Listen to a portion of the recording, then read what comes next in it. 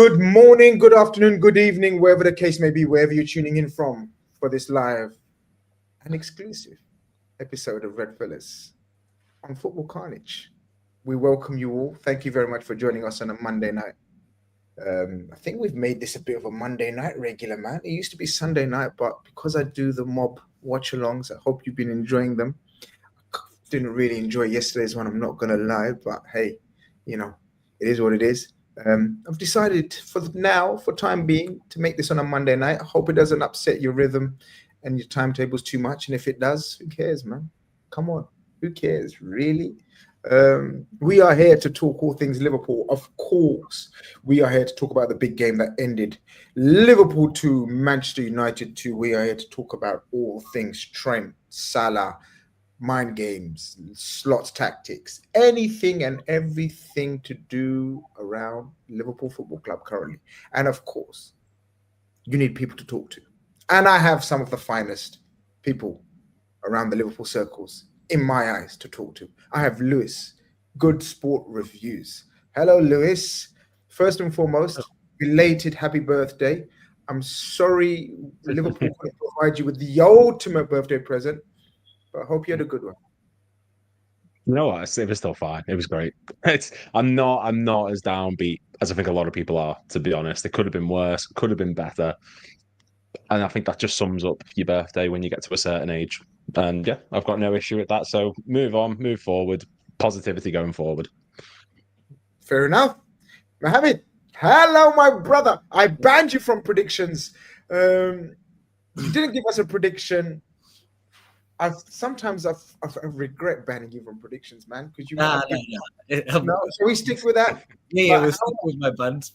How are you after that game result? How are you feeling generally? First of all, happy birthday, Lewis, as well. Hope you had a good time. Thank you. Yeah, it depends how I felt yesterday or how I feel today. Because I guess that's a good point to start off with, because we always do this show around 24 hours later. Gives us a bit of a chance to reflect and maybe calm down, or maybe calm down.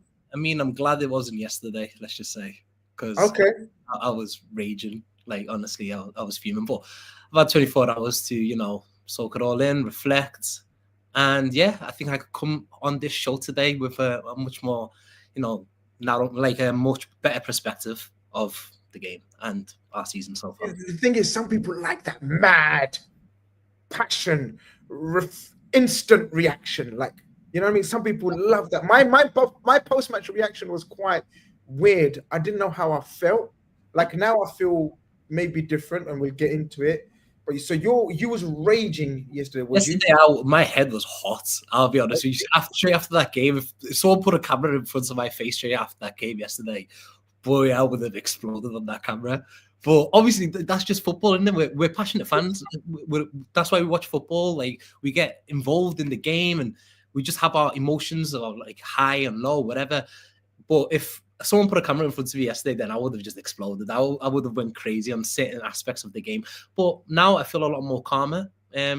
Just had a look at the league table, and it makes me smile. So yeah. Okay, we'll ask why you feeling calmer. People, by the way, 150 you guys already camped in here. Can you all, big up lads, smash the likes, people? Can you all like the people?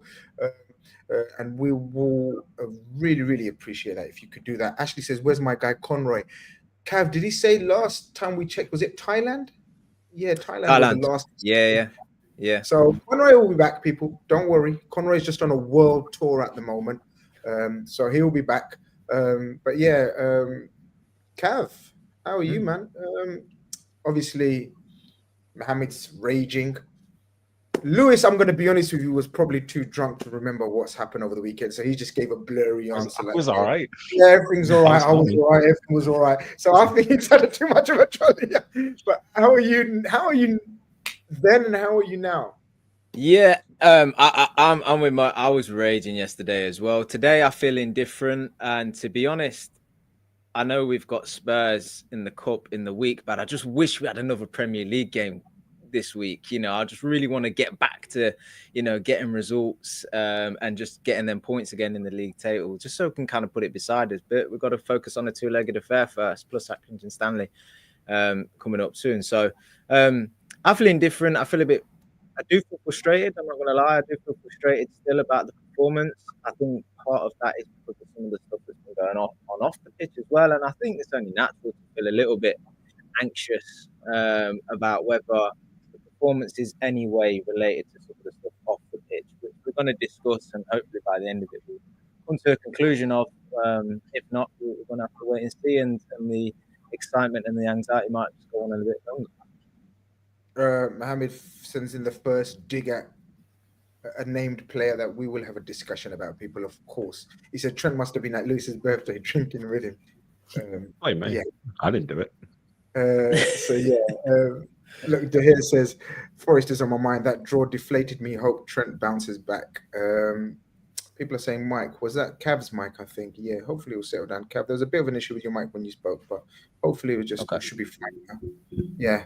Lewis, I guess let's tuck into the game itself. I guess we have to start from the game, and we always tend to look at the team selections, and we have to say, barring Joe Gomez, correct me if I'm wrong, lads. If we take away Joe Gomez, I think everyone was pretty much fit and available. Am I right? Yes. Szoboszlai missed out, didn't he? Yeah. I mean, thank you, Cav, because Szoboszlai is missing, and it turns out he's missing because of illness. Did you think that could be that damaging, the way he presses from the front? Or did you think, well, listen, Curtis Jones deserves to keep his place, and McAllister's been on the rise recently as well? Thoughts on the lineup? Of course, the main team news, apart from the Szoboszlai absence, was the inclusion of Ibou Konate. So your thoughts on the lineup when it was announced? I mean, to be honest, I was quite shocked that Konate was in it straight away. Not as a discredit to him, but you've got a player who's riddled with injuries throughout his career. He's got to a stage now where he seems to have got it under management, under control, but I was very surprised that, considering he's just come back from what can be considered a somewhat lengthy layoff, he's thrown straight back in against United, who, have been pretty poor up till this point, but it's still a big thing for him. And I think you're absolutely right. Szoboszlai was the biggest miss on that pitch, because we saw it against Arsenal earlier this season. We've seen it time and time again this campaign, how relentless he is. I think he's got like the most recoveries in the Liverpool squad on like 3.9 per game. He's relentless in his press. He's relentless in the way he moves. And we missed it. And it's not a discredit to Curtis Jones, even though he did have a bad game. This is just in general. I think Jones is a better sort of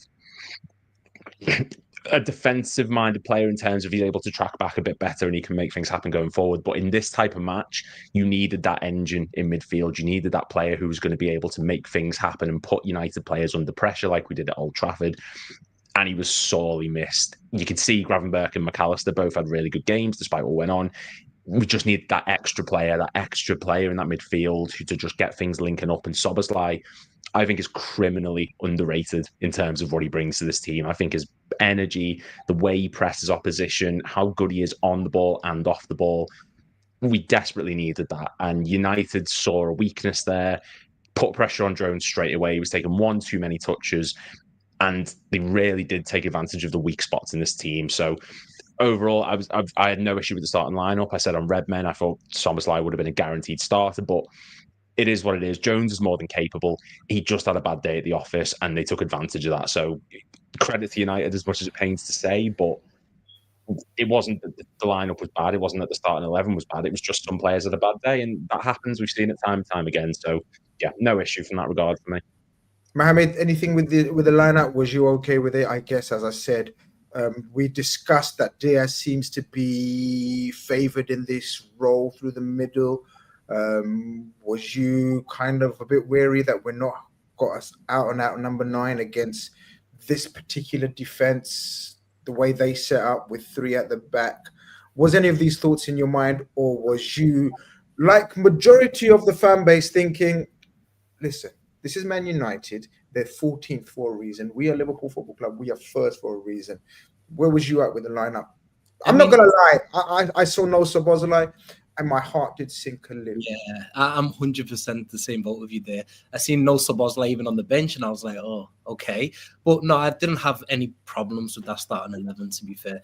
Like obviously the past 2 games, Spurs away and West Ham away, Luis Diaz played in the 9, and he played pretty well, played very well to be fair. So I think that was the starting lineup that without Szoboszlai. If Szoboszlai was available, then he's straight back into that starting lineup for me. Yeah. But without Szoboszlai, Curtis Jones deserved the play. So I agree with it. I just echo everything that Lewis has just said. I think that was the right team. Just a lot of players had pretty poor games to be fair. Quite a difficult watch to see some of them and their performances, to be fair. With your comments in regards to the way United play with their back three, we've seen Luis Diaz play against the back three and score a hat-trick against Leverkusen. So he's more than capable to play against that back three.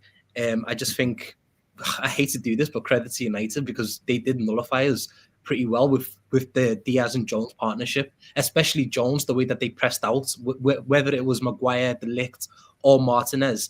One of the 3 would always rush in to Curtis Jones. He wouldn't even get a second on the ball. Instantly, if you watch the match back, you'll just see someone flying into him, whether that be De Ligt or Maguire or Martinez. It kept on happening. So that was, got to give them credit for that. But now also, with your points in regards to United being 14th, I don't look into none of that, to be honest. And it goes back to, I think we had a show like last week.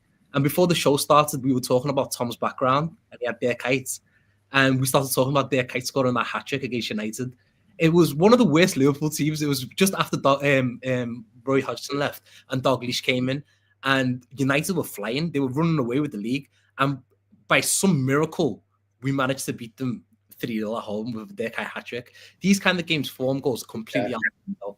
You shouldn't look at, and even though you've banned me from making predictions, if you would have asked me for a prediction yesterday, I would not be screaming 7, 8s, and 9s like the stuff that I've been seeing online before. You sure? Especially when I woke up in the morning and I see the states that snow outside, I was thinking, yo, it's gonna be a long day. But no, honestly, these kind of games are always, it's Liverpool United, regardless of where they are in the league or where we are in the league. It's the biggest game of the season. Cav, Mohammed's right. Like, this is pride at stake, egos at stake, reputations at stake. Amorim, we know, was one of the candidates for Liverpool Football Club, and in my hastiness in terms of doing the research on him, I came to the conclusion that he's a fantastic coach, and fantastic coaches need time to coach. And he had a whole week, and he mentioned it many times that I've got a whole week to prepare for this game, and I think we'll put in a better performance. I don't think there's any doubt they put in a performance of their season, and most Man United fans agree with that statement. They agree it was their best. We, on the other hand, it's weird with us, Cav. We give our players a few days off. We see pictures of Macca in certain continents and Trent away and a few others having a break.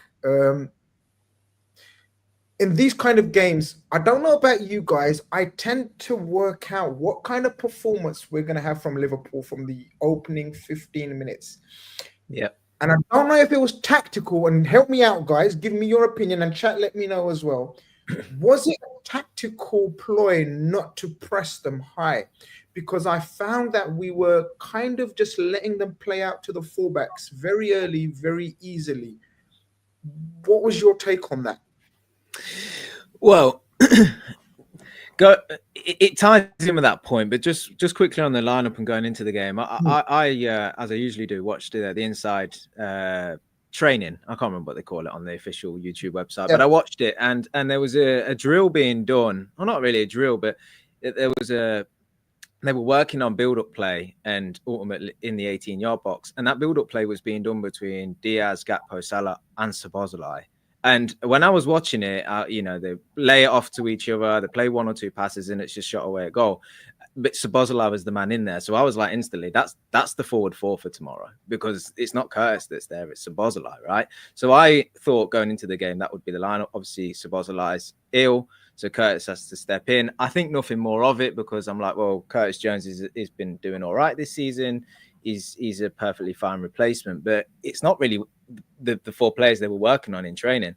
The other takeaway I had from it was Konate was training in a knee brace, not a brace, but like I can't remember what you call it, but he had some kind of support on it, and it made me feel uneasy, thinking, oh, if he starts tomorrow, he's still got some kind of support. Now I know it's probably precautionary and it's preparation and stuff, but it just made me feel a bit uneasy about him starting. So when I seen him in the lineup, I was like, I'm not sure if he's gonna be ready yet. I know it's United or whatnot, but we're gonna go into this game aggressive because the anticipation is Liverpool are gonna just steamroll United, and if he's slightly off it, that could be a little bit of a hindrance to us. So, and I seen him trending in that, I was a little bit uneasy. Plus, it said that he clearly doesn't have much faith in Kwanzaa at the minute, which isn't going to be particularly helpful because we're going to need Kwanzaa in the very near future. So, you know, how much confidence you instilling in him?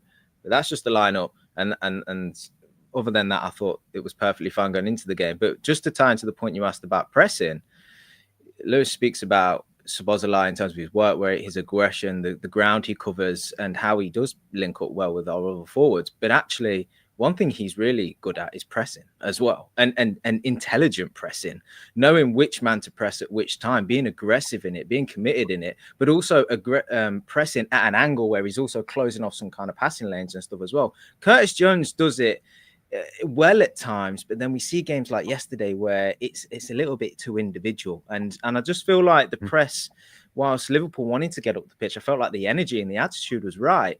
The press was off because ultimately we didn't go as a unit, and ultimately it wasn't intelligent enough. And I just think that United were able to find the extra man and just bypass the press, and that's almost the first win for United. That's almost the sort of foothold they can get in the game, and they can build some confidence in that, because they're not really doing much other than keeping the ball, being aggressive and going backwards. They created one or two chances, but their whole first tactic was just keep the ball, nullify the crowd, all the things we've heard before, but do it through just finding an extra man. And if our press is off, which it was, and Szoboszlai not being in the side is part of that, in my opinion, then they were able to do that. So first early win for United, being able to sort of get out from the back. And we can talk a little bit more about it. Lewis, you touched upon it with the two guys in midfield, but the 3-4-3 worked for them in that respect, because whenever you come up against a 3-4-3, we're used to seeing it as Liverpool fans, teams set up with a back five to try and do a low block and try, you know, nullify Liverpool's attack to frustrate them and then see what you can get on the counter attack. And so often we've seen Liverpool come through that, and we're like laughing at sides, thinking, why would you put three at the back against our three?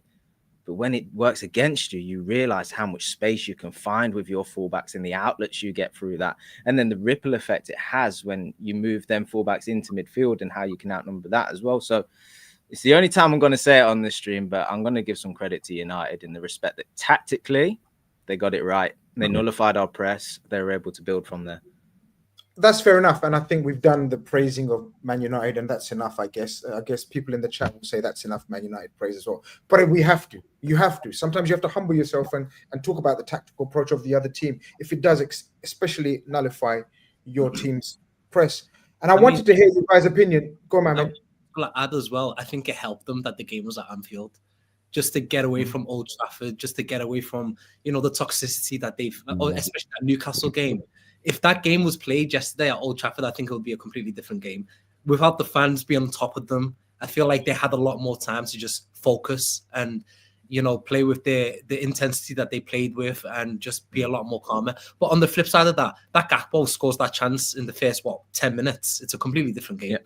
It's a completely Well, this is it, Lewis. I want to talk about the sort of, I from what I remember, and I've watched it 1.5 times back. The opening. I think McAllister gets the first chance, does he? I was going to say the opening.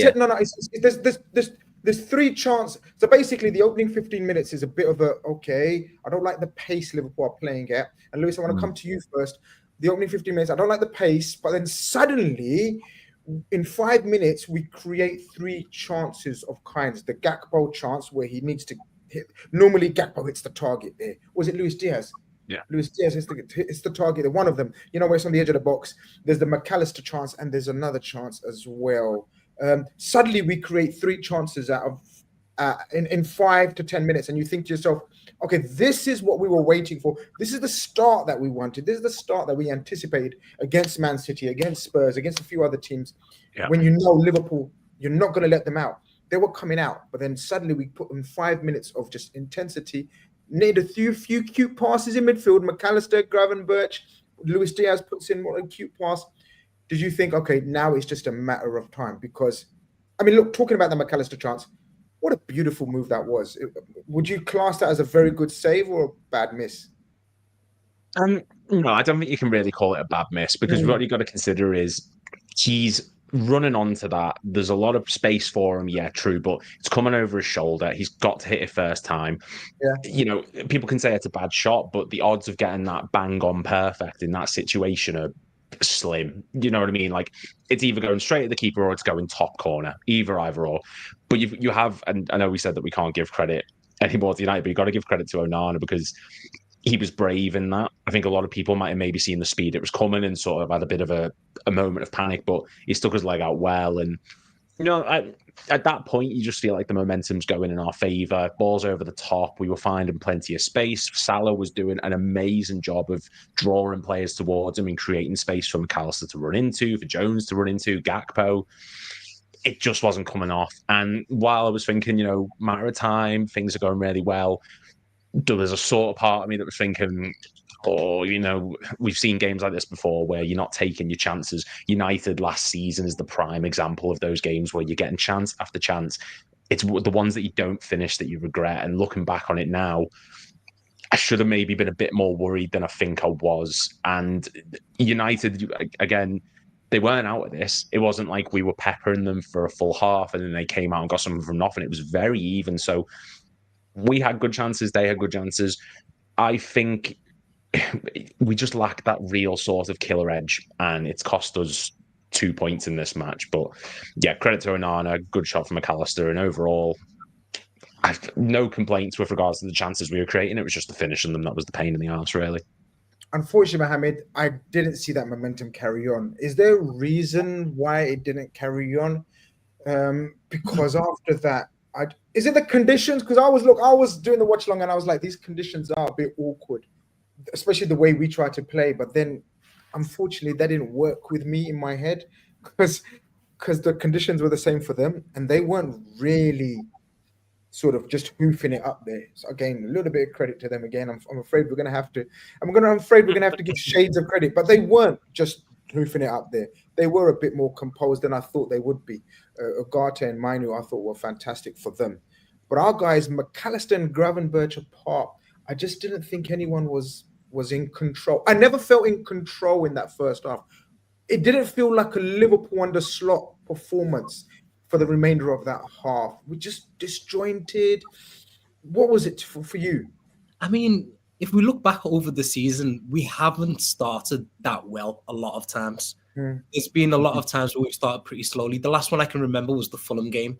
Like we started very poorly in that game, and obviously we conceded the goal and then we got the red card. So we do have a tendency sometimes to start off pretty slowly. The game yesterday, I agree with what you said. Like, we didn't have much momentum in the first 10 or 15 minutes. But then I think after like 15 minutes, McAllister started getting onto the ball. And McAllister started controlling the ball, pushing us up a lot more, connecting a few passes. And I think for like the next 10 minutes, we had control of that game. And I think that's at the moments where McAllister got that opportunity. Before then, just wanted to touch back on that Gakpo chance, though. I just still don't understand why he took it with his right foot. He could have just easily chipped it with his left. Completely agree. If he takes that with his left, dinks it over Onana, who's already rushed out, completely different game. But you know what? I thought there's another chance going to come. McAllister's chance came. And then I thought, we're building into this game now. Let's see where we can go. And the chances didn't come. We had that 10-minute spell in my mind. It was from 15 to about 25, maybe 30, whereby we had a little bit more control, courtesy of McAllister. He was getting onto the ball. He was getting into brilliant positions and picking out some fantastic passes. But then I just don't think the rest of the team were in sync with them, especially the forward line.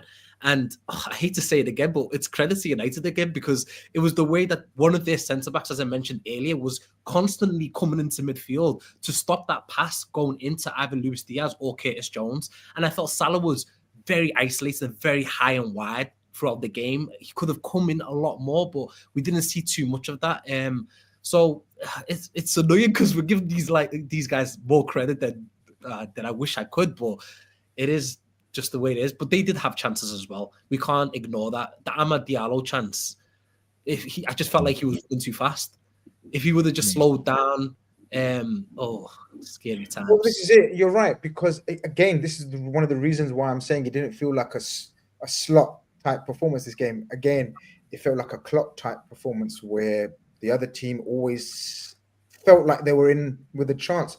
Yo was good sends in a super chat, which is related to the press and what you was talking about, Mohammed, in terms of, and I think Cav touched upon it, so it's good timing that it's over to Cav, because he says risk of pressing with a 4 in my opinion. If it's just even slightly off, I think he means the easy progression. Bruno pinning Trent affected how we pressed too. Didn't allow Trent to jump after Salah's press on that side and aided their progress. The press was either off, not synchronized. It was a combination, wasn't it, of them having a plan how to deal with our press and our press being off. Of course, we can't just blame Szoboszlai. So it doesn't mean Szoboszlai is not in the lineup and therefore our press goes to shit, basically. Mohamed Salah, I read the numbers, and Mohamed Salah is just literally the least pressure, puts the least pressures out of the whole team.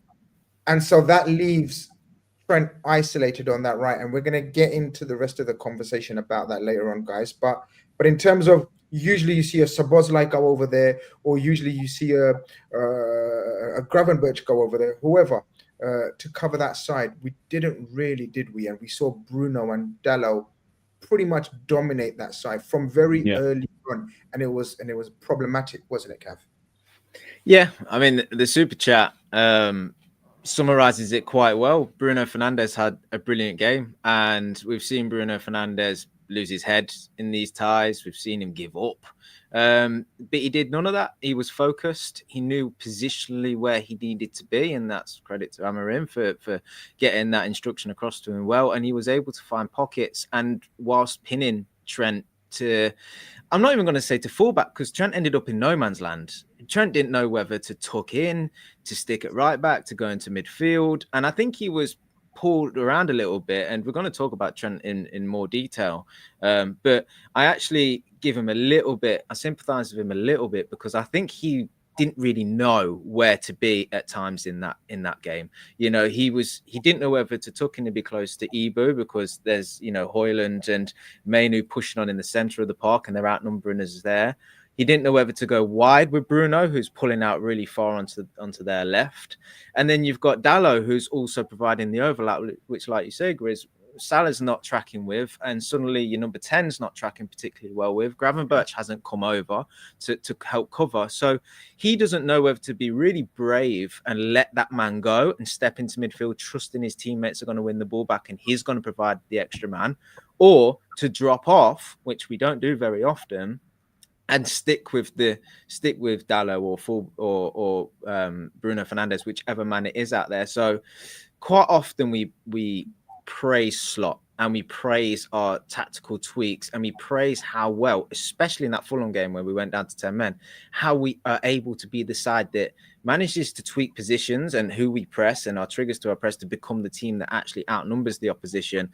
We didn't get that right in this game, and I think a lot of our players struggled with it. Our forward line got isolated quite a lot, but I actually feel like Trent's a little bit of the fall guy in this, because he's the one that's given the freedom almost to step into midfield and do the inverted fullback thing, and he just didn't know what to do, and we never figured it out in the entirety of the game. We're going to talk about his attitude and his work rate and everything else later on, but just tactically, he didn't know what he needed to do in that game, and United got it dead right, and that was something that just happened throughout the game, to be honest with you. Bypassed our press, find the extra man, get it out to Trent's side, because he doesn't know who to pick up and he doesn't know whether to step in or drop off, and it ultimately was a weakness of ours and something it was a tactical ploy from the off that they were going to do that, and it worked, and we never responded. And I think we probably relied on the fact that KHANAGE coming back, he covers that side so well that would be enough, but it wasn't. It wasn't, because it wasn't as simple as there's space behind Trent to put the ball into. It was actually there's space behind him and there's space in front of him. So, you know, you pick whichever way you want to go with it. And Konate can't cover all of that. He can't cover his position behind Trent and in front of Trent. It just doesn't work like that. You need the forward line and you need the midfield to fill them spaces as well. Which again, something that Szoboszlai does really well. Something that Curtis Jones does well on occasion. Didn't do it well in yesterday's game. You Never Walk Alone 2.0 says, don't think we had the same intensity in Madrid versus City. Yeah, we touched upon that at the start. Appreciate the super chat. Yo, what's good? Sends in another super chat. He says, when we was pressing, Trent was pinned in possessions. We was finding my perimeters out. Slot didn't have an answer for their vertical switches and overloads. And I guess that comes to sort of to the point where we need to start talking about the couple of chances that they had, Lewis. A very clear-cut one where Højlund just cleaned through. Again, it wasn't very complicated. It wasn't very it wasn't a great move. It was just a very bit of miscommunication. One of the fellas in the back line not being up to play. But I'm going to be honest with you. When normally an attacker's through on a goalkeeper, they say it's like a penalty, right? But when you've got a man like Alisson, I'm not going to lie, I was very calm. Yeah. Alisson is the best one-on-one shot stopper in world football. He's unbelievable. But one thing, and Tav touched on really well, like the space that Trent was leaving because he's wanting to track forward. But one player who I don't think got a lot of credit for his performance yesterday is Konate. And in actuality, that Højlund chance, you can see when Højlund's going through, Konate's sprinting, Konate's putting pressure on him, and I think that panics him a little bit to take the shot. I think he wanted a bit more time. He wants to maybe place it, not blast it the way he did. But Konate puts him straight under pressure, and I think he had a really good game yesterday. He did so well in supporting that back line in every way he could. He's just come back into his first game, and he's essentially covering for 2 or 3 spaces on his own. So when the occasional gap does open up, it's so important that you've got that goalkeeper behind you who can produce those big moments. And I wasn't, like you said, I wasn't nervous. I'm not nervous when it's a one-on-one chance with Alisson because he saves 99% of them. He's unbelievable as a goalkeeper. It's just, we keep coming back to it. It was United, credit to them, which has become the catchphrase of this. If you look at before this match and you're thinking, okay, you've got United on the left who have got Dalot, and there's no real left attacker because Rashford's out the team. Fernandes hasn't been up to it, and you've got the right hand side, which is Mazraoui and Dalot, who have been their 2 best players. Diallo, even, who have been their 2 best players, arguably, against Andrew Robertson, who's bang out of form this season, and a Trent who's actually been really, really good. It's a credit to United that they chose to go on Trent's side because you've got the Anfield crowd possibly going against them. You've got his way that he bombs forward, creating loads of space. Konate, who's just come back from an injury. So that was the area to exploit, and they did that time and time again. And that Højlund chance, like he touched on, was perfectly built up. One ball through, and he's through on goal. Like, there was so much space to expose, and it's just we're so lucky that we've got Alisson. I keep coming back to it. We're just so lucky that he's the man in between the sticks to actually prevent these goals from going in, because United had one part of the pitch they were targeting, and if he wasn't there to save that shot, then things could have really turned quickly, because the amount of space behind Trent and Konate for Højlund to go into, that goes in as the first goal. The crowd turns quicker than it did, and yeah, it could have been a completely different game. Mammy, you want to come in there? Yeah, I love Alisson. Huge credit to him. It was a huge save. But I just want to see what your opinion was on that Diallo goal. Do you think he should be saving that? I mean, yeah, he looked like he went down in slow motion. Yeah. I mean, you skipped my ahead head a was little bit my head was all over the place. I don't recall it. He looked like he went down in stages, but I haven't seen the other angles to know if he's seen it late or what, but it did feel like it crept in a little bit. I mean, if Kelly was a goal and Diallo scores that goal yesterday, we'll be screaming. We'll be like, we can't wait for Alisson to be back. And if I'm not mistaken, against Tottenham, that don't know who scored. Was it Maddison in the first half? And Alisson just didn't move. Yeah, that one I felt like he bent it around Virgil a little bit, though. So again, we're so used to him pulling off wild saves, but Mohammed, I want you to address. I'm not criticizing Alisson. I think he's No, it's fine. No, it's fine. No, you're right. There is things to pick out of that performance.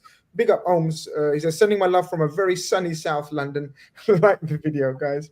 Yeah, sunny South London. Yeah, we believe you, Holmes. We believe you, guys. Close to 350 you guys in here. I don't think we've reached 100 likes, unless I'm mistaken. My system's not updated, but. Smash a like, everyone. It takes you 1 second and it helps with the algorithm of the channel. It literally takes you 1 second and we'd appreciate that a lot. Subscribe if you haven't, and enjoy the rest of the content. Mohammed, first goal. How many times do we say, all right, Slot's going to tweak it and second half Liverpool kicking to the cop is a different animal? We got the shock of our lives. Not only do United take the lead, but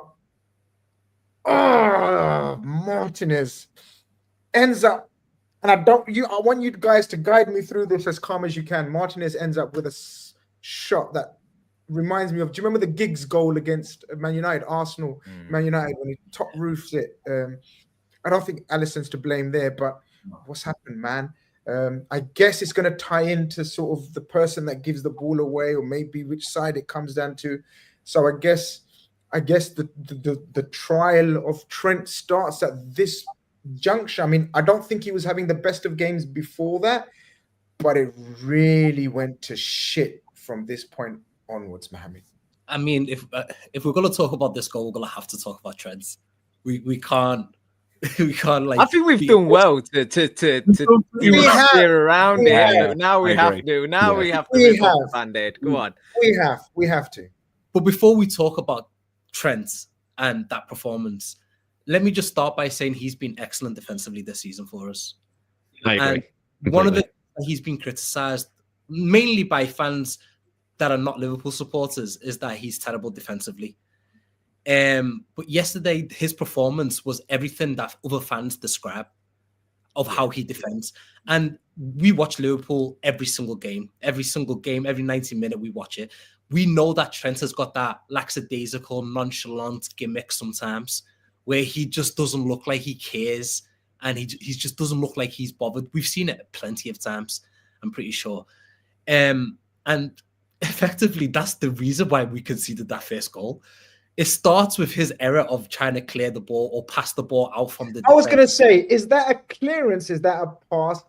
I think from his mindset, we have to take, I think you said it in the group WhatsApp, or one of the guys, I think Zaman probably said it, that we have to take the rough with the smooth, or something, words to that. Yeah, I said risk versus reward. I said with Trent's passes, it's risk and reward. And that's always been the case. And I think this season, Slot doesn't like, he's mentioned it as well, you got to calculate your risk and reward.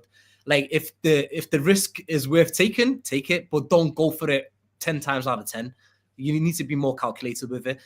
So I feel like over the last couple of weeks, maybe not so much, because like the West Ham game, his passing was outrageous. It was out of this world, and the Tottenham game as well. It was outrageous. But yesterday, obviously, it starts with that clearance from Trent, and well, not clearance, that pass that he's looking for Salah.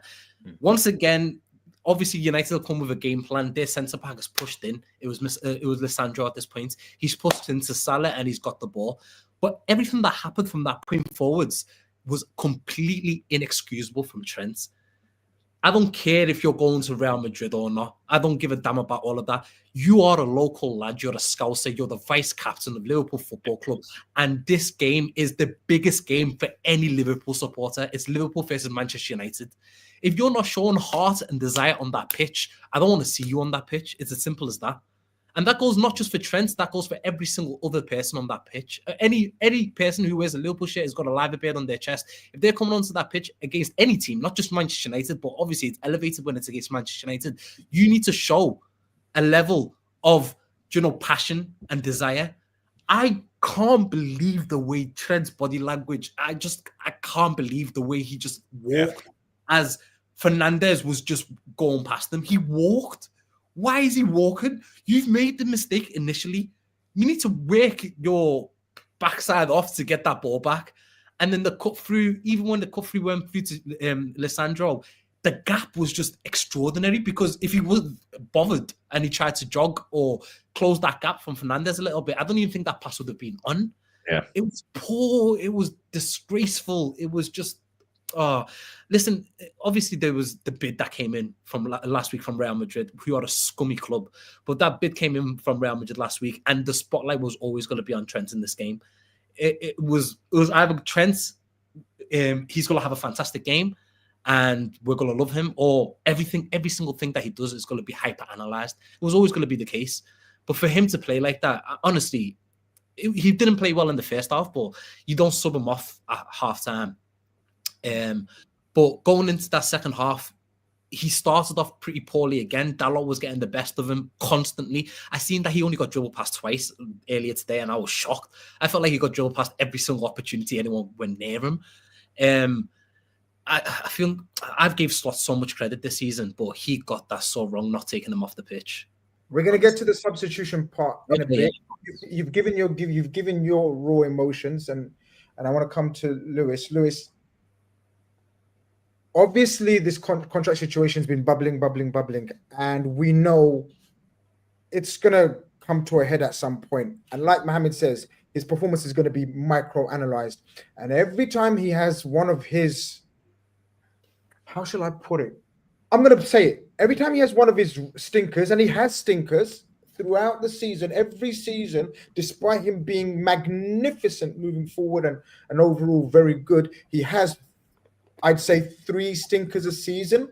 But we knew the timing of this stinker would be crucial because all eyes would be on him and all the talk would be, this is where the judgment comes in now. He's on trial. It would be, is his head in Madrid? Because that's the thing. What's your thoughts on his performance and the whole notion or the question of did he want to be there? Is his head elsewhere? Has it affected his game? No, like, let's be honest. We said this last week. Trent has known about this contract situation for a long time. We've known about it for a long time. Slot has. Everyone in world football has known about it. The difference now is an official bid's come in, and the fans know it more now than ever. So the scrutiny was tenfold. The issue for Trent has not been that there's interest from elsewhere. It's now that everyone who was begging him to stay, everyone who wanted him to sign this new deal, everyone who wants him to stay at the club, now is seeing that there's interest, like concrete interest. So the natural assumption is his head's elsewhere. But with Trent, he's never been the best defensively. He's a really, really good defender. He is capable. I'm not having that he's not a good defender, because he is. But the difference is Trent was able to make up for it with his attack and ability. And yesterday, there was none of it. He made 6 crosses. None of them went to anyone. He made 1 key pass. He lost every single one of his duels, both aerially and on the ground.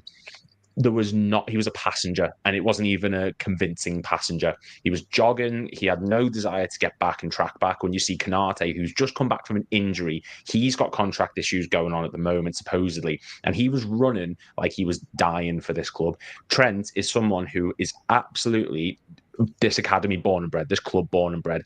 The reason I love Curtis Jones so much is because he plays, maybe not yesterday as such, but he plays like if I got a fan from the street and stuck him in a Liverpool shirt and went, right, you go play for this club. He plays with heart. He plays with desire. And Trent yesterday played like someone who just could not be arsed and did not want to be there. I'm not saying by any means get rid of him, because he is still incredibly talented. He's just had a bad game. I'm not saying drop him. I'm not saying he's now useless and we should just get shot of him.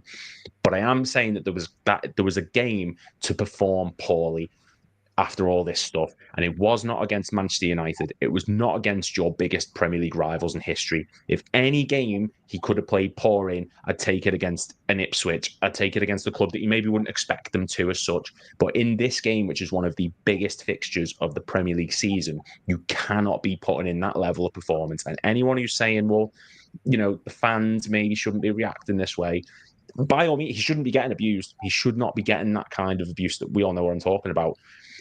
But he cannot be doing that at Anfield. And I think United knew that his head would wobble. I think they knew there was going to be space to exploit. And I think they knew the moment they overloaded that side of the pitch, the fans would turn on him, the players would get frustrated. And you saw Van Dijk screaming at him. That was not a vice-captain performance. That was not a Liverpool performance. That was someone who clearly just did not want to be there at that time. And I think if the earth could have swallowed him up in his mind, he would have been happy for it to happen. And he needs to really... I'm not saying he needs to get this transfer speculation out of his head. But he needs to just play the way he was literally a week before, like he was against West Ham, even with this Real Madrid interest being solid, like we all knew. Just don't stop giving it this. Stop giving it the cryptic messages and the Ballon d'Or talk. The only way you're going to convince us now is if you put in a solid performance, not what you're tweeting, not what you're talking about in interviews. He needs to improve if he wants any sort of love from the fan base going forward in this remaining few months of his contract, if he is making a move. I'm going to get Cav's opinion. Ganderhouse says, thoughts on rumors about dressing room fight? Absolute nothing in it. Ignore it. Made up bullshit. Made up by Okay, two passionate opinions, responses, replies. Cav, I need your input as well on this. I need your insight into what you think was happening or happened on that pitch. And then I guess I'll give mine as well. Sorry, I'll have to weigh in with my opinion as well, because it's such a talking point. And it's created by himself, unfortunately or fortunately, whichever way you look at it. It's such a massive talking point because of him, and how this gets diffused, or how he handles the criticism, and how Slot has to deal with it. And maybe there's some criticism of how Slot should have protected him, and I get all of that, but it is down to Trent, and it has been down to Trent, I think. Or is that too harsh? No, I don't think it is. That's my opinion, to be honest. I gave him a little bit of leeway, talking about, I think Slot got the tactics wrong in yesterday's game, and I think he was the full guy for it, not knowing whether to step in midfield or drop off and all them kind of things, right? So that's the little bit of leeway he gets. The guys have spoken about his attitude, his application, his lack of effort, his lack of work rate, and all of that, and you bang on with it. It's unacceptable by any player, let alone your vice captain, right? Your vice captain, when your main captain is also going through a contract, trying to get through a contract renewal, and he's staring at you, he's barking at you, he could not have made it any clear that attitude and that performance is not good enough, and you need to change it on this pitch. As a grown man, as an experienced kid that's won it all, you need to home in on all of that, and you need to just change it, right? And the easiest way you do that is working hard. Do the yards. Be aggressive in your tackling. Trap back. Run. Start talking. You're the vice captain. You should be leading everybody else, not everybody else telling you what you should be doing, right? And trying to motivate you. Unfortunately, Grizz, he's took the stance to say little, right? He said, I'm going to do my contract discussions in the background. I've never done it in public, and that's fine if that's the stance you want to take, right? Get that. Respect that. But sometimes saying nothing and doing nothing is actually the worst thing you can do, because unless you back that up with performances, right, you are going to be scrutinized, right? He said, I'm not going to do any talking. I'm going to do my talking on the pitch, effectively. Well, you're not doing any talking on the pitch because you were dreadful, right? You were dreadful by a footballing standard. You were dreadful by a Liverpool standard. You were dreadful by a captaincy standard, right? Forget the homegrown stuff and everything else, and the fact he's leaving on the free. The thing that really baffles me with him, though, and I think he's lost control in all of this. I think he thought staying quiet was the right thing to do, right? I think that he thought that it would work out one way or another, whether he influenced the bid or whatnot, or his entourage did, I don't know. Let's face it, everything that's happened since is, we kind of make it up a little bit, because we don't really know what Trent's thoughts are. We don't really know what he wants. We don't really know what the outcome's going to be. Most of us feel like he'll probably move on, right? But what I can't wrap my head around is the fact that Trent, he broke into this team under Klopp. So he's had a massive figure look after him this whole time. He's been shielded by Liverpool's fan base and everything else, right? Because since he broke into the first team, he has always been a player, like Lewis talked about, where he was not so good defensively, at times had dreadful performances, at times applications poor, but brilliant going forward. And Liverpool fans have protected him from that. Liverpool coaches, both Klopp and Slot, have protected him in that respect. We have set up teams to aid him in that respect. We've even made our centre-backs and our midfielders cover him in that respect, right? And he has raised his game, right, because of all of that, to a point where he is now considered a world-class player, or certainly a player that's good enough to play for Real Madrid, under everything that Liverpool has facilitated for him. I can't quite believe that at this point, right, where Slot has come in and said, You know that talk about you being a midfielder? Scrap that, right? You're playing as a right back, but I'm going to tell you when to go inside of midfield. I'm going to talk to you when I tweak it. If you watch the games, you'll see Slot on the sideline, aiding him all the time, telling him where to be, telling him when to drop off, telling him when to push in, telling him when to be aggressive. He's coaching him in almost every game. And it's for this part of the season, got the best out of him, right? So I can't understand why, forget what he owes the club because he's a local lad and this and that. The way that his career's progressed, the way that he's been coached, and the way that he's currently being coached under a group, what seems to be a really tactically astute manager with quality players around him, right? Why he would give all that up to go to another club, and Real Madrid, yeah, fair enough, they're a bigger club, but is he going to get that facility? Club. Is he going to get a midfield in front of him that's going to drop back and cover him at right back? Is he going to get a centre back that's going to cover him at right back? He'll probably have the runners beyond him to pick them passes out. Is he going to have the fan base that's going to protect him for all his lack of effort and the fact he can't cover off his right back position? No. So if he wants to put himself in this position where he does his talking on the pitch and then ultimately moves to Real Madrid, he's got to accept that his career is on a knife edge because it can go easily south. Easily south. He can go to Real Madrid, right? And he gets none of that cover, right? And he, as a fullback, right, just gets absolutely scrutinized. And that fan base will turn on him. They will turn on him. And where does he have to go? Because he doesn't have the Liverpool fans. He doesn't have the loyalty of us. Okay, he's got the quality of player, but I don't think they have the system over there to aid the best out of him. And he doesn't have a coach that will stick by him like our coach will and aid him in every game like our coach does. So from a footballing perspective, I think he's lost total sight of what's got him to where he is and actually where his best future lies. And in my personal opinion, I don't mind if he goes because I can't stand the attitude, to be honest with you. I cannot stand it, right? But I actually think it's crazy that he's even thinking about it, to be honest with you. I think he needs humbling, to be honest. I think he needs a reality check. I seriously do. I know I sound frustrated, and it's not just off the back of yesterday's performance because I love his quality, but I cannot stand the attitude at times. And you think the best club in the world is going to stand for that? They're not. That's exactly and someone needs to tell him, honestly. You can have a bad performance. We're not saying you can't have a bad performance. They happen. Yeah. But it's the application, the way his attitude yesterday. So many times. We accept it because we're like, you know what, you get the good and the bad, but they're not going to accept that at Real Madrid. Oh no, facts. Real Madrid will kill him. Like literally, oh my god, they will eat him alive. But we listen. He wasn't the only person that had a bad performance yesterday. There was a number of players who had bad performances yesterday. But the one thing that those other players don't have in common with Trent is at least they showed attitude and application and desire. At one point, I seen Gakpo playing at right back, covering Trent. Like at least they were showing. Put it this way. You talk about attitude, right? Let's say Virgil doesn't sign and Trent does. That's your captain. And that is your captain.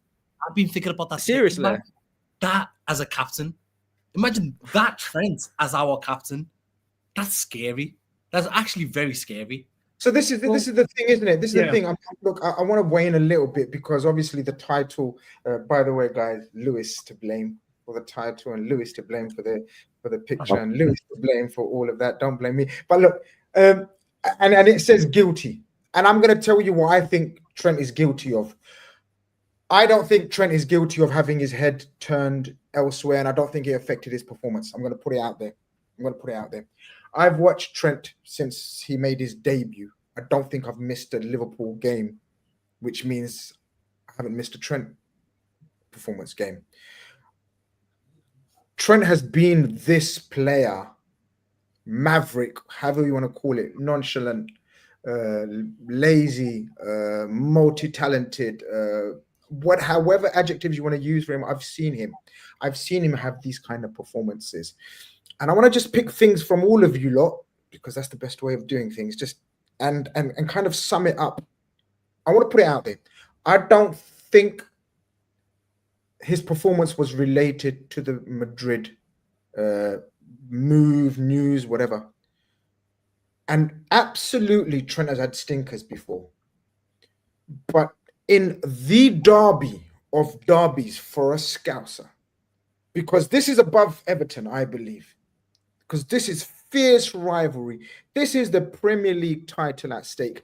You know the world's eyes are on you. Previously, you put in I was there live to watch him put in a magnificent clinic at West Ham, and then go like that. Whatever that meant, some people interpreted it as don't listen to all the talk, and I think probably that's what it was. I know some people said it was at Liverpool fans. It was definitely not at Liverpool fans because he came and clapped us at the end as well. So if it was at Liverpool fans, he would have just walked off in a huff and a puff. I see him the previous 2 weeks against Spurs and against West Ham put in absolute clinics from the right back position, passing, efficiency, defensive awareness, everything. I think he had an absolute stinker. And I think Trent's head, I think he didn't know how to handle it because different players handle adversity and having a bad game differently. But the most Liverpool fans or any fan base would accept is effort and desire. Show that. You can have a bad game. Show that though. Don't stop running. Jordan Henderson was half as talented as Trent Alexander Arnold, and he'd probably admit it. He won't mind me saying it if he's watching this. We know Henderson watches this. Robertson, and we'll touch upon Robertson, didn't have a great game on the other side, but Robertson doesn't give up, and he's not having a great season as well.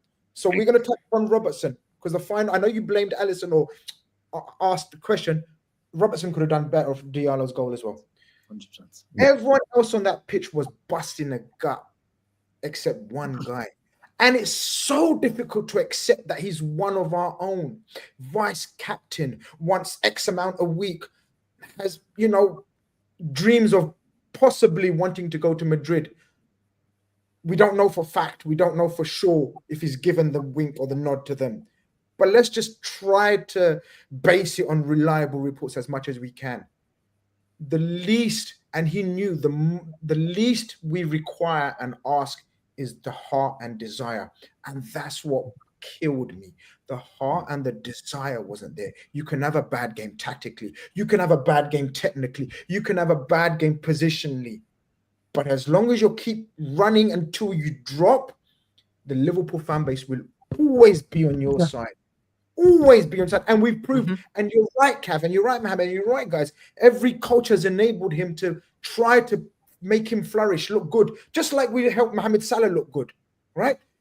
People have done the donkey work for even Trent, Henderson, Szoboszlai more recently, Konate, Joe Gomez, who was playing on that right side. Wijnaldum as well. Wijnaldum previously. You have to do your part. And I felt he wasn't doing his part. So I find him guilty, not for having his head swayed and being guilty of wanting to leave Liverpool. I disagree with Cav in terms of I can't believe he's wanting to leave. That's totally his prerogative. We've got a super chat that says something to do with that. It says, that's Trent. Look, Yo was good said that's Trent's to do with, to be honest with anyone's careers on a knife edge. If he wants that challenge, he has the right to make it. No problem. No problem. But first and foremost, you are a Liverpool Football Club. Your first right and your absolute, your requirement is to show blood and sweat for your club and your local club in the biggest game in our season and calendar. And I don't think he done that. You say that the contract stuff, Grizz, didn't really affect his game. I'll be honest, he looks too straight-faced for me. Like, this is a derby. This is at Anfield. This is in a title charge. All of us kind of expected if we beat United, we might start rolling out, we're going to win the league and stuff. He'd have known all of this, right? And the game's not going the way he'd like, but there's no emotion from him. None. Like, he didn't even remember the free kick we had. The only emotion he showed was that gesture after he's had a great game. Yeah. Right. But now, it's an outburst in a moment because he scored. He's almost not controlled it. But I actually think he's actively trying to be straight-faced. That's a distraction. Yeah. Just be yourself then. It's okay to show some emotion. It's okay to smile and stuff. But he's so conscious about being straight-faced and having a poker face that I think he's he's got too much on his mind. Just play your football. The passes, if they don't connect, is fine. I actually think in the first half, we struggled to play out from the back, and he played some beautiful passes into midfield that were received from Gravenberch and enabled us to get onto the pitch. So I don't blame him for the misplaced passes, because we've seen in the same game how that works out. But like you said, if it's not going your way, right, as an experienced player now that's won it all, that is the vice captain, you've got to, even if it's not your game, you've got to recognize where you are in your career, where you are in this game, what's going on around you outside of football, and just think to yourself, I've got to show something here. I've got to do something on this pitch, and the least you can do is work hard. I actually think, I'm not going to go as far as say he bottled it or whatever. Lewis, when you said he wanted the ground to open up, to eat him up, I actually think you bang on. The minute we got that free kick on the edge of the 18-yard box and Mo Salah took it, I thought, nah, Trent just wants this game done. Trent, that had Trent's name all over it, that free kick. It was in Trent's position, and he didn't take it. Salah, for the life of me, as a side note, why the hell this guy is over free kicks, I do not know. Have we ever seen Salah score a free kick? Saying. I don't think I've ever seen Salah take a free kick. Even McAllister was around it. I thought, what's going on here? Gone at that point. Yeah, but this is where I say, Grizz, these little things, we say the contract didn't affect it. These little things do affect games. They affect the sort of vibe, the momentum, how you're feeling in the game. You know, Trent should have took that free kick. He should have took that free kick. That's Trent's every day. Grizz made a very good point there, though. When Trent does have these stinkers, because he has had stinkers in the past, he doesn't seem to like shake it off mid-game. He doesn't grow. Do you know what I mean? He doesn't like get that, like shake that little stinker off and then grow into the game. We don't see that happen from Trent. When he does have a stinker, it just gets worse and worse and worse and worse. Do you know what it is? I tell you what it is with Trent. He tries to keep doing that killer pass even more, like, I'm going to show you. But it works to the detriment of the team, especially the way we're set up now, and especially the way Man United set up against us. So other players, to come out of that bad vibe or bad mood, or if they're going through a rough moment, they put their head down and work hard. Trent, I feel as though, tries the glamorous pass even more, the X factor even more. But seems polish over performance. I don't want that though.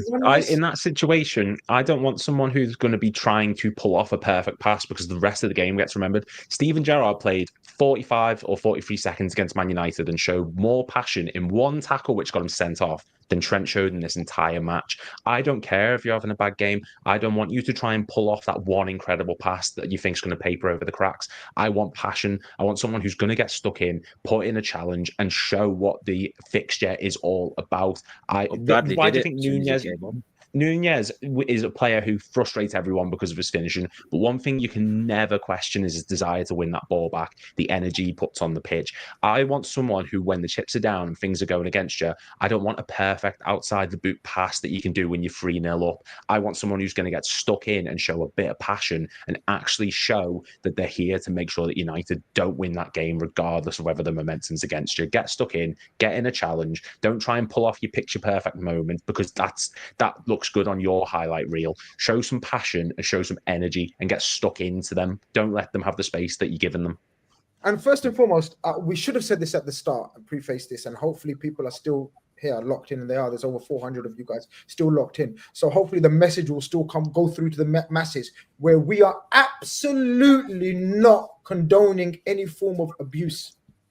I want to make that so clear, crystal clear, because there are numpties out there, Cav, that will automatically say, oh, you're promoting toxicity. No, we are talking about footballer playing a very bad game of football and the surrounding factors around and the factors surrounding it. That's all we're doing. And this is the vice captain of Liverpool Football Club. And this is the player that wants to captain this absolute institution. And I think it's absolutely fair that we talk about the game and his contribution or lack of to it.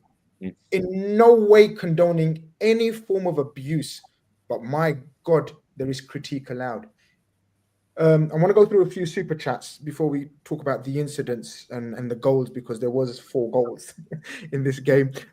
Adar says, let's be honest, if Madrid can't accommodate to suit Mbappe's strengths, they are far less likely to accommodate Trent. Definitely issues. His attitude is going to cost him. Listen, those white handkerchiefs, they come out very quick. at Madrid. And if they do that, yeah, you're in trouble. John Jones says Real Madrid have booed their greatest player in CR7. Trent is nothing comparatively. He needs to be really careful. Love the show, guys. Thank you very much, John. Gentlemen, how would Bill Shankly react to dinner?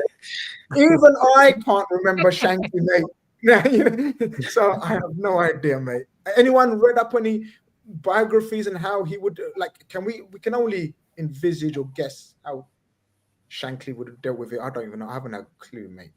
Adash says he can be local and talented, but let's be honest, Liverpool never had a captain who slouches around. Fight for the badge. You could see how VVD, Maka, Ibu felt disappointed. This is where I want to come to, guys, now, before we get into the games. Where does it leave our season in terms of how we need to develop this, or how we need to stop this from developing into a cancer almost and spreading? Obviously, the rumors of bust-ups and all that are absolute bullcrap. Don't believe that hype. But what do we do now? Lewis, there has to be an end to this, because Slot, even though he deflected it, no one bought it. Like Slot said, I know 9 out of 10 people will think it's, Trent being head, blah, blah, blah, but I'm the one that doesn't think. I think that was just pure manager talk. He needs help. Slot needs help here. I know we've talked about Trent and everything else. I think the coach needs help here from the owners, from the board, from the director of football, to give him some comfort of what how do we stop this from derailing our title challenge? Because that will be the ultimate slapdown. We just need clarity. We just need to know, or we don't need to know. Slot just needs to go, is he staying or is he going? If he's going, stick Bradley in that team, because I think Bradley showed more than enough yesterday in that cameo that he's capable of handling that position on the pitch. If he's staying, great, keep him in the team. But the best way we can get this going, the best way we can flip this into the opposite narrative, win. That's the best way you can get things going back on your side. Get a win, go to the next game, pick up 3 points, or get ahead in the first leg of the Carabao Cup. We just need to get back to winning ways. And this is the thing. Trent is being scrutinised here, and rightfully so. And the team is being scrutinised, and rightfully so. But this could have been worse on paper. Nothing has changed in terms of the league. Nothing has differed. Arsenal drew, we've drew. Just keep doing what we've been doing all season. And I agree with you. This has just been a bad game. This has been a poor game from Trent. And I think United capitalised on that. They knew what was probably going to happen. They knew where the weak point was of that game in particular. That's happened many a times. Best thing Liverpool do, the best thing we've always done, bar maybe a short stint under Klopp, is when we lose, we come straight back out and just say we're not going down. We go for it and we get a win in the next game. And that's how we get the momentum building back up. It's the only way this narrative is going to shift. We need clarity and we just need results. There's nothing more to it, because we're not going to change anything. We as a fan base just tune into the games, watch it, support the club. I'm not going to change Trent getting a contract. You're not going to change it. No one here is going to change it. The only thing we rely our information on is results. And if we come out next week and smash it's Forest next week, isn't it? If we smash Forest next week, I'm not saying all's going to be forgiven, but the narrative suddenly turns to, yeah, we're back at the top of the league still, and we've just absolutely walloped Forest, who are currently in second place. That's the best way to get this thing back on track. And I honestly am fully confident we'll do it. It was a bad game, but if Trent comes out and scores a free kick, or he has a defensive masterclass against this Forest team who beat us earlier on this season, it won't be forgiven, but it's a step in the right direction. I think that's just put your head down and just graft. That's the only way you're going to get this going in the right direction again. Look, saying all that, and that's the Trent segment over for now. We go down and we show some fight and spirit. After talking about fight and spirit, Mohammed, we show a bit of fight and spirit, and we go up the other end and we score 2 goals in pretty quick succession. Of course, the first one is coming up clutch, Mr. Gakpo. He's coming up clutch. A typical, I think it's a trademark Gakpo goal now. I'm not going to lie to you. That's his trademark now. Cutting inside and bang, top bins every single time. And then we get a blatant penalty. I don't think there's much to ask for. Did you want to say something about the Gakpo goal? I mean, apart from it being an absolutely beautiful goal, that's one thing I really, really love about this club, this football team. When we go down or we've conceded a goal, we don't sob, we don't put our heads down and sulk. We always seem to be still in the game. And you've got to respect that. Even though a lot of the lads yesterday weren't having the best of performances, that did not affect them from taking the game to like United again. And we went 2-1 up. And I know I mentioned it briefly earlier, but that's where I was rather disappointed with slots and the substitutions. When we went 2-1 up, especially, and we were still with 4 attackers, like a 4-2-4 or Jota was in midfield, whatever it was, I just felt like at that point, after we scored that second goal after that penalty, I felt like maybe we could take a little bit of control here and control the tempo. But within a minute or two, it was United that instantly had the tempo and had the control. And that should have been like a warning sign for Slots. And he's been so good with his tactics and his substitutions this season. He's been amazing. But I was just baffled that he never seen that, wow, United have took control with 2-1 lead. Let's maybe take off one of the 4 attackers and bring on an Endo, or even a centre-back in a Kwanzaa and go with like a 3 at the back, which I probably wouldn't advocate. Maybe more an Endo and bring him on into midfield, more steel to fight against Ugarte and Maino, or I think Fernandez at that point moved into midfield because Garnacho came in. That for me was really frustrating from Sloss. I think when he did eventually make that change, it was a bit too late. I think they scored at that point to make it 2-2. That's when he did eventually decide to take off Trent, and then he decided to take off Gakpo. So yeah, I think credit to Liverpool for never like sulking and letting their heads drop and always finding a way to get back into the game. We've seen it countless times this season and countless times last season, and I really do love that desire that we've got. I just wish Slot was a little bit more on job. And to be fair, when we did score the first goal with Gakpo, it was before we made those 2 changes. And if you look back, you can see that he turns to the assistants in Heitinger and Sipke Hulshoff, and they were analysing whether they should continue with these changes or not, or whether they should continue with the 4-2, the Jota and Nunes coming on. And you know what, fair enough, because I'm not, who am I to discredit Slots and make him second guess? Obviously, he's analysed this game, and I've given him so much credit for the way he analysed the game. Maybe he thought that was the correct way to play the rest of the remaining of the match. I just thought when we scored that second goal and we seen that the momentum and the tempo wasn't in our court, that was the perfect time to bring on Endo and just try and have a little bit more steel and resilience. He just needs to, I really hope that Slot can rely on Endo a little bit more, like trust Endo a little bit more, because he is a good player. And in these kind of moments is when you need him, when you need a little bit more bites, a little bit more steel. But going back to Lewis's point, I 100% agree with everything that he said. Like, the only way we can stop this narrative, because it's not new. It's been happening since the beginning of the season, this narrative around the 3 contracts. Every time we have the Fulham game when Trent had a bad game, everyone thought, is that in Real Madrid already? Is that in Madrid? Do you know what I mean? Anytime he has a bad game, the narrative of the contracts will pop up. But now we just need to focus on going back on winning ways. And we are typically usually very good at going back to winning ways. And that makes me, I'm hoping and praying that the game against Tottenham on Wednesday, I feel like it's just become really big for me overnight. And that game, I want us to play our first team because the next Premier League game's ages away. I guess Mr. Sinclair's was related to that, and we'll touch upon people are talking about Salah's tweet. I don't find it that deep, to be honest with you guys. I've got it here if you want it. Yeah, we'll bring it up in a minute. We'll bring it up in a minute.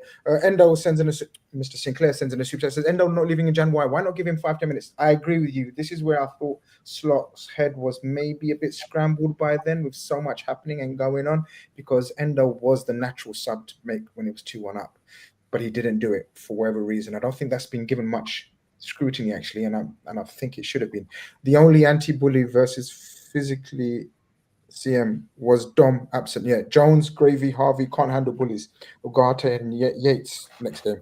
We need clean sheets fast. Yeah, where are we going about? What are we talking about? This Salah tweet, guys. Where is it? He's Jamie Carragher. You know that video we did on Sky where he was saying that Trent and Salah could learn from Van Dijk's just how he's being quiet about his contract.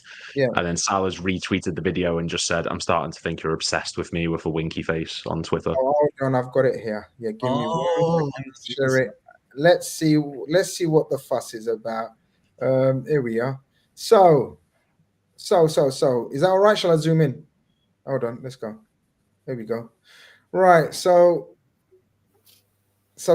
yeah, as you said, Carragher's just said, I think the other two, Salah and Trent, could take a leaf out of Virgil van Dijk's book. And Mohamed Salah's turned around and said, "I'm starting to think you're obsessed with me," with a winky emoji. Is it that deep, guys? He's just go on. What's your initial reactions and initial thoughts? I think that's just a bit of banter between them. Is it, guys? Is there anything deep? People are saying it's deep. Tell me otherwise. What's deep? Anyone? He is a best of the mic. I mean, how used to we of seeing Salah respond to things like this? We all know they watch. Yeah, but we all know that the guys watch, Sky Sports, especially because when you watch the training videos and they're in the gym, it's on in the background and stuff. So clearly they're seeing this stuff, they're hearing this stuff, they're hearing the noise, they know what's being spoken about them, and they're seeing how that could potentially, they're being viewed and stuff. And I don't know if this is maybe Mo Salah just he's doing it like his banter, like his cheeky bit. Has he snapped a little bit? Has he sort of broke character a little bit? I don't know. It's a bit rare that he would come out and react to something. But I think the thing that's a little bit disappointing for me is that I think Liverpool are going to go on to win this league and maybe more. And it's going to be things like this that could potentially stop us, because I don't think another team stops us winning this league. It's our own in-house stuff. Let's face it, we've lived in delusion for the best part of this season. We've always known our three arguably biggest players' contracts are up at the end of the season, but we've been winning, so it's been fine. And now we've got, yes, the Real Madrid bid happened, but we've got a bad Trent performance. Salah didn't play particularly well. He scores the pen, but that's about it. You've got Virgil shouting at everybody, but he's also not signed a contract. You've got Slot. Did he not want to take Trent off because of maybe it would add and he wanted to show some support by keeping him on? Maybe Bradley weren't fit. We don't know. But there's so many conversations we can have around all of this. Ultimately, we've not been having them because Liverpool have been winning. And this is what we need to nip in the bud now. Not we. Liverpool, whether they get the contract sorted, the players themselves, or the Slot and his coaching team, they need to nip this in the bud, because we can't have too many of these conversations and questioning what the manager's doing and Trent's keeping straight-faced and all of this kind of stuff, because it serves as distractions. Whether you like it or not, it does. And if Virgil has a bad game, like Trent does, expect it, but let's say he has a bad game next time out, it's not going to think, oh, well, I can't take him off because he's the captain. But at the same time, my captain who's not signing a contract is shouting at everybody else, and it's too confusing, man.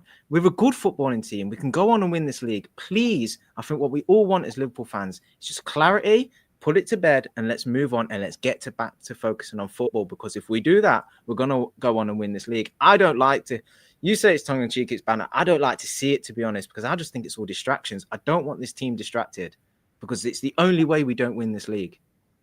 Yeah, no, I'm with you. I think we've never been that kind of club and that kind of team and that kind of set of players where we are in the social media a lot.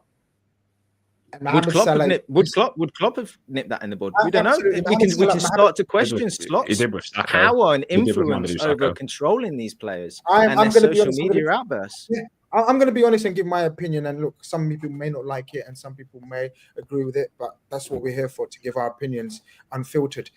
I don't like it. I'm with you, Kath, and I don't know what Mohamed and Lewis think. I don't think this is necessary.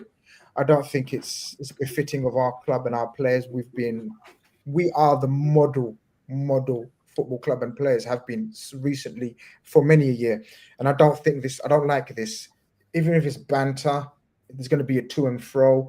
We talk about other players and other clubs that have this on a regular basis, the social media circus amongst them. You're right. I don't want anything derailing this magnificent season so far. So I hope the club come together and resolve these contracts ASAP, because you're right, Cav. The only thing I believe that can derail this season or stop us from winning the league this season is ourselves, because we've created a very nice buffer, and only we can mess this up. So the focus should be gone. Do you guys, I don't know whether you feel the same as me, but is it kind of this contract situation with all three lads, is it kind of taking away the enjoyment of what we're doing right now? Even a little bit, because we're talking about it now, the contracts, but every single time it's always about the Trent contract, the Salah contract. We're seeing this X, Y, and Z. It's just, for me, I don't know. We're top of the league. We're top of the Champions League. We're in the semi-finals of the Carabao Cup. And yet, I don't feel like we're It's dominating conversation. yeah. I This is the get dominant conversation, and it's just so frustrating.